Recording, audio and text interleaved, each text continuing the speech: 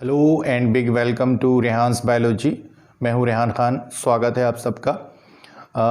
NEET के exam में 1 महीने से थोड़ा ज़्यादा का समय रह गया है, तो जो स्टूडेंट नीट के एग्ज़ाम के लिए प्रिपेयर कर रहे हैं, आज से हम उनके लिए एक नई MCQs की सीरीज़ शुरू कर रहे हैं, जिसमें बायोलॉजी के डिफरेंट टॉपिक्स से रिलेटेड MCQs जो नीट के पर्पस से इम्पॉर्टेंट हैं, उनको हम एक एक करके डिस्कस करेंगे डिफरेंट वीडियोस में। तो इस सीरीज़ में आज ये पहला वीडियो हमारा है और इसमें हम सेल बायोलॉजी से रिलेटेड कुछ इम्पॉर्टेंट MCQs को डिस्कस करेंगे और अगले वीडियो में सेल बायोलॉजी से ही रिलेटेड कुछ और टॉपिक्स के ऊपर MCQs आपको दिए जाएंगे। तो जो भी आपने प्रिपरेशन की है नीट के पर्पस से, अपनी प्रिपरेशन को अगर आपको टेस्ट करना है तो ये MCQs एक बार रिवाइज करिए, इनको देखिए और आपका कितनी आपकी प्रिपरेशन है, अगर ये टेस्ट करना चाहते हैं तो इन MCQs को और इसके अलावा जितने भी रिलेटेड आपको अपने टॉपिक से MCQs मिलें उनको जितना आप प्रैक्टिस करेंगे, क्योंकि ये अब आखिरी मोमेंट है आपकी प्रिपरेशन के, तो MCQs आपको डेफिनेटली बहुत ज़्यादा फ़ायदा करेंगे फाइनली आपको अपने एग्ज़ाम में। तो आज ये हम जो आपके लिए वीडियो लेकर आए हैं, इसमें सेल बायोलॉजी से रिलेटेड कुछ MCQs हैं और सेल बायोलॉजी नीट के एग्ज़ाम में बायोलॉजी के पार्ट में बहुत इंपॉर्टेंट पोर्शन क्रिएट करता है। आपको लगभग 8 से 10 या 10 से 12 क्वेश्चंस आपको सेल बायोलॉजी से रिलेटेड नीट के पेपर में देखने को मिलते हैं। तो आज जो आप MCQs देख रहे हैं, ये सेल बायोलॉजी के कुछ कॉमन टॉपिक्स से रिलेटेड हैं, जिसमें सेल ऑर्गेनेल्स, प्लाज्मा मेम्ब्रेन, इस तरह के जो टॉपिक्स इंक्लूडेड हैं सेल बायोलॉजी में, उनसे रिलेटेड MCQs हैं। तो आइए शुरू करते हैं। पहला क्वेश्चन है आपके लिए, Robert Hooke proposed the term cell in his book। ये सबको मालूम है, जिन्होंने भी सेल बायोलॉजी थोड़ी भी ठीक ढंग से पढ़ी है, रिवाइज की है, कि रॉबर्ट हुक ने फर्स्ट टाइम सेल की डिस्कवरी की और उन्होंने ही टर्म सेल प्रपोज की थी। लेकिन क्वेश्चन आपसे ये नहीं है कि who propose the term cell, ये तो एक आम सा क्वेश्चन बन जाएगा। लेकिन रॉबर्ट हुक ने जो सेल टर्म प्रपोज की थी वो अपनी किस बुक में प्रपोज की थी, यानी कि इन ऑप्शन में से एक बुक ऐसी है, ये सारे बुक्स के नाम हैं, इनमें से एक बुक ऐसी है जो रॉबर्ट हुक ने लिखी थी और उसमें ही उन्होंने टर्म सेल जो थी वो प्रपोज की थी। आपके लिए इसमें आंसर है माइक्रोग्राफिया। सी ऑप्शन आपके लिए सही है, माइक्रोग्राफिया। ये रॉबर्ट हुक की बुक है जिसमें उन्होंने टर्म सेल प्रपोज की थी। सेकंड क्वेश्चन देखते हैं, who propose protoplasm theory. Protoplasm term जो है वो 2 डिफरेंट साइंटिस्ट ने अलग अलग टाइम पर प्रपोज की थी लिविंग सब्सटेंस ऑफ सेल को डिफाइन करने के लिए, लेकिन बाद में एक प्रोटोप्लाज्म थ्योरी भी दी गई जिसके according living cells are accumulation of protoplasm surrounded by plasma membrane. तो ये थ्योरी थी जिसमें कहा गया कि सेल्स जो हैं वो प्रोटोप्लाज्म का संगठन है, यानी कि एक्यूमुलेशन है जो चारों तरफ से प्लाज्मा मेम्ब्रेन से घिरा रहता है, और ये थ्योरी प्रपोज की थी। आपके लिए सी ऑप्शन सही है, मैक्स शुल्ज। जिन लोगों को कंफ्यूजन हो पुरकिंजे में, तो पुरकिंजे साहब ने टर्म प्रोटोप्लाज्म प्रपोज की थी। थ्योरी जो है प्रोटोप्लाज्म के बारे में वो उन्होंने प्रपोज नहीं की थी, उन्होंने केवल टर्म प्रपोज की थी प्रोटोप्लाज्म। लेकिन प्रोटोप्लाज्म थ्योरी जो है वो ओरिजिनली प्रपोज की थी मैक्स शुल्ज ने। तो सी ऑप्शन सही है। थर्ड क्वेश्चन देखते हैं, middle lamella is composed of. Middle lamella क्या होती है? एक सीमेंटिंग लेयर होती है बिटवीन एडजेसेंट प्लांट सेल, 2 निकट स्थित प्लांट सेल जो आसपास प्लांट सेल को 2 मौजूद हैं, उनके बीच की एक लेयर होती है जो दोनों को आपस में जोड़ती है।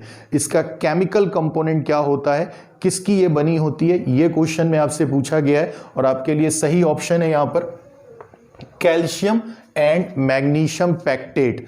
पैक्टिन के कंपाउंड हैं ये, कैल्शियम पैक्टेट और मैग्नीशियम पैक्टेट, और ये मेन कंपोनेंट है मिडिल लैमेला के। तो आपके लिए बी ऑप्शन सही है यहां पर। अगला क्वेश्चन देखते हैं, fourth, minute cytoplasmic bridges between adjacent plant cells are. 2 plant cells जो हैं या जो भी आपस में जुड़ी हुई एडजेसेंट प्लांट सेल्स जो हैं उनके बीच में कुछ कनेक्शंस होते हैं जिनके थ्रू वो सेल्स आपस में कम्युनिकेट करती हैं। तो ये प्लांट सेल जिन सब्सटेंसेस के थ्रू या जिन स्ट्रक्चर्स के थ्रू आपस में कम्युनिकेट करती हैं उनको क्या कहते हैं? आपके लिए जो ऑप्शन यहाँ पर दिए हैं उनमें सी ऑप्शन सही है, प्लाज्मोडेस्माटा। तो प्लाज्मोडेस्माटा ऐसे साइटोप्लाज्मिक थ्रेड्स होते हैं जो आपस में एडजेसेंट सेल्स को एक दूसरे से कनेक्ट करते हैं और जिसके थ्रू एडजेसेंट प्लांट सेल्स जो हैं वो एक दूसरे के साथ कम्युनिकेट करती हैं। ये पॉइंट याद रखिएगा कि प्लाज्मोडेस्माटा जो स्ट्रक्चर्स हैं वो केवल प्लांट सेल्स में पाए जाते हैं, एनिमल सेल्स में ऐसे स्ट्रक्चर उससे रिलेटेड स्ट्रक्चर होते हैं, लेकिन प्लाज्मोडेस्माटा एक्सक्लूसिवली प्लांट सेल्स के बीच में पाए जाने वाले कनेक्शंस होते हैं। अगला क्वेश्चन देखते हैं, fifth, unit membrane model propose that all bio membranes are. Robertson साहब का दिया हुआ ये मॉडल है यूनिट मेम्ब्रेन मॉडल, जो ये कहता है कि जितनी भी बायो मेम्ब्रेन्स हैं यानी कि लिविंग सेल्स में जितनी भी मेम्ब्रेन्स पाई जाती हैं वो अपने स्ट्रक्चर के बेस पर कितनी लेयर्ड होती हैं। बाइलेमिनर होती हैं यानी कि 2 लेयर्ड होती हैं, ट्राइलेमिनर यानी कि 3 लेयर्ड, यूनिलेमिनर यानी कि सिंगल लेयर वाली, या मल्टी लेयर्ड। डेफिनेटली ऑप्शन यहाँ पर बी सही है, ट्राइलेमिनर यानी कि 3 लेयर्स होती हैं। और उस मॉडल के अकॉर्डिंग हर मेम्ब्रेन में जो भी बायोलॉजिकल मेम्ब्रेन है, चाहे वो प्लाज्मा मेम्ब्रेन हो या किसी सेल ऑर्गेनेल की मेम्ब्रेन हो, उसमें एक आउटर प्रोटीन लेयर, उसके बाद एक फॉस्फोलिपिड की बाई लेयर जिसको एक ही लेयर कंसिडर किया गया, और एक इनर प्रोटीन लेयर। तो प्रोटीन, फॉस्फोलिपिड, प्रोटीन, इस तरह की 3 लेयर्स मिलकर एक मेम्ब्रेन की लेयर बनाती हैं, जिसकी वजह से जो भी मेम्ब्रेन आपको दिखाई देगी वो ट्राइलेमिनर होगी इस मॉडल के अकॉर्डिंग। तो बी ऑप्शन सही है। 6th क्वेश्चन देखते हैं, which is water tight seal between adjacent animal cell. ये 4th क्वेश्चन का जस्ट अपोजिट है। इसमें कहा गया है कि जो एनिमल सेल्स के बीच में कनेक्शंस होते हैं, और ख़ास तौर से वो कनेक्शंस जो वाटर टाइट होते हैं, जिनकी वजह से सेल से लीकेज नहीं होता है फ्लूइड्स का, वो कौन से होते हैं? तो जो आपके लिए यहाँ पर ऑप्शंस हैं उसमें आपके लिए जो सही ऑप्शन है वो टाइट जंक्शन है। ये ऐसे वाटर टाइट आपस में कनेक्शंस होते हैं एनिमल सेल्स के बीच में जो कि लीकेज से बचाते हैं और कनेक्ट भी करते हैं आपस में। गैप जंक्शंस जो हैं they are similar to plasmodesmata. वो प्लाज्मोडेस्माटा जैसे चैनल्स हैं जो आपस में कम्युनिकेट करने में हेल्प करते हैं एनिमल सेल्स को। अगला क्वेश्चन देखते हैं, 7th, proteins which provide attachment between ribosomes and endoplasmic reticulum. आपने ये अगर सेल ऑर्गेनेल पढ़ा है डिटेल में तो आपको पता है कि एंडोप्लाज्मिक रेटिकुलम जो है वो 2 तरह के होते हैं, smooth endoplasmic reticulum and rough endoplasmic reticulum. Smooth endoplasmic reticulum वो कहलाते हैं जिनकी सरफेस पर राइबोसोम अटैच नहीं रहते हैं, लेकिन रफ एंडोप्लाज्मिक रेटिकुलम जो हैं उनकी सरफेस पर राइबोसोम्स अटैच रहते हैं। तो क्वेश्चन में आपसे यही पूछा गया है कि जो राइबोसोम का अटैचमेंट होता है रफ एंडोप्लाज्मिक रेटिकुलम की सरफेस पर, उसमें कौन से खास तरह के प्रोटीन्स हेल्प करते हैं। बहुत अच्छा क्वेश्चन है नीट के पॉइंट ऑफ व्यू से, इसको ज़रूर तैयार करिएगा। और इसमें आपके लिए जो आंसर है वो है राइबोफोरिन्स। बी ऑप्शन सही है। राइबोफोरिन्स ऐसे ग्लाइकोप्रोटीन्स होते हैं जो राइबोसोम को अटैचमेंट में हेल्प करते हैं with the surface of endoplasmic reticulum, या एग्जैक्टली आप कहिए with the surface of rough endoplasmic reticulum. तो बी ऑप्शन सही है, राइबोफोरिन्स। चलिए अगला क्वेश्चन देखते हैं, 8th, which is pellet granule. ये सेल ऑर्गेनल्स के नाम दिए हैं कुछ, इनमें से किस सेल ऑर्गेनल को पैलेट ग्रैन्यूल कहते हैं? और आपके लिए सही ऑप्शन जो है यहां पर वो बी ऑप्शन है, राइबोसोम। राइबोसोम की डिस्कवरी भी करने में पैलेट साहब को क्रेडिट जाता है, और टर्म राइबोसोम भी उन्होंने दी थी, तो उन्हीं के ऑनर में अक्सर राइबोसोम को पैलेट ग्रैन्यूल्स भी कहते हैं। तो बी ऑप्शन सही है। 9th क्वेश्चन देखते हैं, which is also known as lipochondria. Lipochondria इनमें से किस सेल ऑर्गेनल का एक दूसरा नाम है? आपके लिए सही आंसर है गोल्जी बॉडीज। बी ऑप्शन सही है। इन सेल ऑर्गेनल्स का एक दूसरा नाम लिपोकॉन्ड्रिया है। नेक्स्ट क्वेश्चन देखते हैं, 10th, mitochondria can be stained by dye. अलग अलग जो सेल ऑर्गेनल हैं उनकी स्टडी के लिए अक्सर उनको स्टेन किया जाता है, उनको रंगा जाता है। तो जो स्टेन करने के मेथड हैं उनमें अलग अलग डाइस का इस्तेमाल करते हैं और डिफरेंट सेल ऑर्गेनल के लिए डिफरेंट टाइप की डाइस का इस्तेमाल करते हैं। यहां आपसे पूछा गया है कि माइटोकॉन्ड्रिया को स्टेन करने के लिए किस डाई का इस्तेमाल करते हैं। यह भी एक अच्छा क्वेश्चन है नीट के पर्पज से, तो आप यहां पर फिलहाल आंसर टिक करिएगा सी, जेनस ग्रीन। ये एक ऐसी बेसिक डाई है जिसकी हेल्प से हम माइटोकॉन्ड्रिया को स्टेन करके, ग्रीनिश कलर की होती है ये डाई, और माइटोकॉन्ड्रिया को स्टेन करके इसको स्टडी कर सकते हैं। इसके अलावा एथिडियम ब्रोमाइड, इससे हम डीएनए को स्टेन करते हैं। कार्मिन, इससे क्रोमोसोम्स को स्टेन किया जाता है। और मिथाइलिन ब्लू, इससे हम न्यूक्लियस को स्टेन करते हैं। खासतौर से न्यूक्लियोलाई को इसकी वजह से आसानी से स्टेन किया जा सकता है।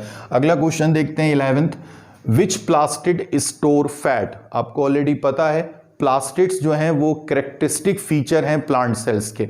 कई तरह के होते हैं।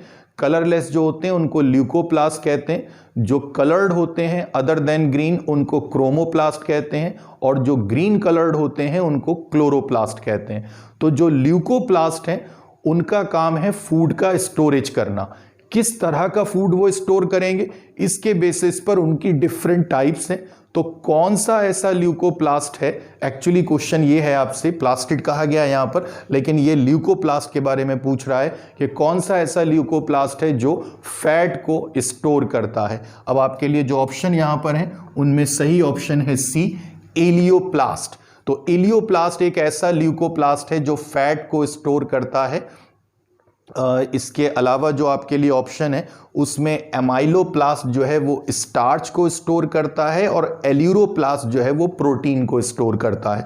12th क्वेश्चन देखते हैं, how much chlorophyll a molecules are in a quantasome. जिन्होंने ये टर्म नहीं सुनी है पहले, क्वांटासोम, वो याद रखें। Quantasome is the smallest photosynthetic unit, सबसे छोटी इकाई है फोटोसिंथेसिस की, जो कि ग्रेना वाले पार्ट में पाई जाती है क्लोरोप्लास्ट के, और उसमें certain number of chlorophyll molecules और कैरोटीन मॉलिक्यूल्स जो हैं वो पाए जाते हैं खास तरह के डायमेंशन में।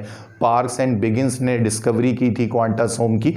तो आप में से काफ़ी लोगों को पता है कि क्वांटासोम में टोटल 230 मॉलिक्यूल्स होते हैं क्लोरोफिल के, लेकिन क्वेश्चन ये नहीं है। क्वेश्चन है how much chlorophyll A molecule. अब ऑलरेडी आपको पता है क्लोरोफिल के कई टाइप हैं, और ख़ासतौर से क्लोरोफिल ए और बी जो हैं वो अपनी अक्रेंस में यूनिवर्सल हैं। हर तरह के प्लांट्स में क्लोरोफिल ए और बी आपको देखने को मिलेंगे। तो जो क्वांटासोम है उसमें एक्चुअली क्लोरोफिल ए के कितने मॉलिक्यूल होते हैं। तो आप में से जिन लोगों ने 230 गेस किया था उनका आंसर तो गलत हो गया, क्योंकि ये ऑप्शन ये नहीं है सही। सही ऑप्शन है सी, 160 160 क्लोरोफिल के मॉलिक्यूल होते हैं क्वांटासोम में, और 70 क्लोरोफिल के मॉलिक्यूल बी के होते हैं। क्लोरोफिल बी के 70 और क्लोरोफिल ए के 160 मॉलिक्यूल मिलकर 230 मॉलिक्यूल का जो कंपोनेंट बनाते हैं क्वांटासोम, उसमें कुल मिलाकर 230 या 230 मॉलिक्यूल्स होते हैं क्लोरोफिल के। तो उसमें से क्लोरोफिल ए के 160 होते हैं। ये सी ऑप्शन आपके लिए सही है।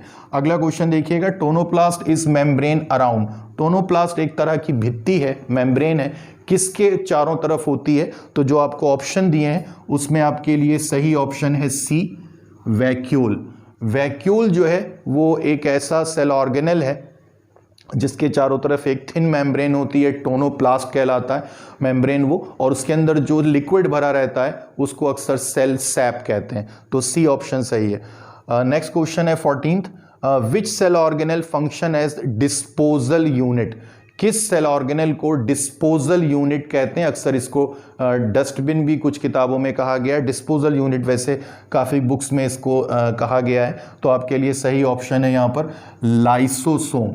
इसमें बी ऑप्शन सही है। इसमें डाइजेस्टिव एंजाइम्स होते हैं या हाइड्रोलिटिक एंजाइम होते हैं, तो ये किसी भी कंपोनेंट को, सेल के किसी भी कंपोनेंट को डाइजेस्ट करके उसको ख़त्म कर सकता है, उसको डिस्पोज ऑफ कर सकता है, इसीलिए इसको डिस्पोजल यूनिट कहते हैं। याद रखिएगा लेकिन सेल्यूलोज एक ऐसा कंपोनेंट है प्लांट सेल में जिसको के लाइसोसोम डाइजेस्ट नहीं कर पाता है। बाकी सारे कंपोनेंट को वो सेल्स के डाइजेस्ट कर सकता है, सेल को समाप्त कर सकता है, इसीलिए उसको सुसाइडल बैग कहते हैं, आत्महत्या की थैली। बहुत कॉमनली ये नाम उसके लिए इस्तेमाल किया जाता है। एक बहुत सिंपल सा क्वेश्चन है और बहुत लोगों को पता है जो सेल बायोलॉजी थोड़ा भी ठीक ढंग से जिन्होंने पढ़ी है, रिवाइज किया हुआ है। लेकिन डिस्पोजल यूनिट भी कहते हैं लाइसोसोम्स को, ये बहुत कम जगह लिखा होता है, तो आपके लिए एक अच्छा क्वेश्चन है, याद रखिएगा इसको। अगला लास्ट क्वेश्चन है 15th, which is essential for binding ribosome सब यूनिट्स। राइबोसोम दो सब यूनिट से मिलकर बने होते हैं, ऑलरेडी पता है आपको, लार्जर सब यूनिट और स्मॉलर सब यूनिट। वो दोनों सब यूनिट बिना किसी मेम्ब्रेन के आपस में जुड़े रहते हैं on the basis of concentration of a specific ion in cytoplasm. कोशिका द्रव में खास तरह के आयन की प्रेजेंस के कारण, उसकी एक खास कंसंट्रेशन के कारण वो आपस में जुड़े रहते हैं। वो कंसंट्रेशन घटेगी तो वो एक दूसरे से अलग हो जाएंगे, बढ़ेगी तो आपस में जुड़कर वो और बड़ी पेयर्स बना लेंगे।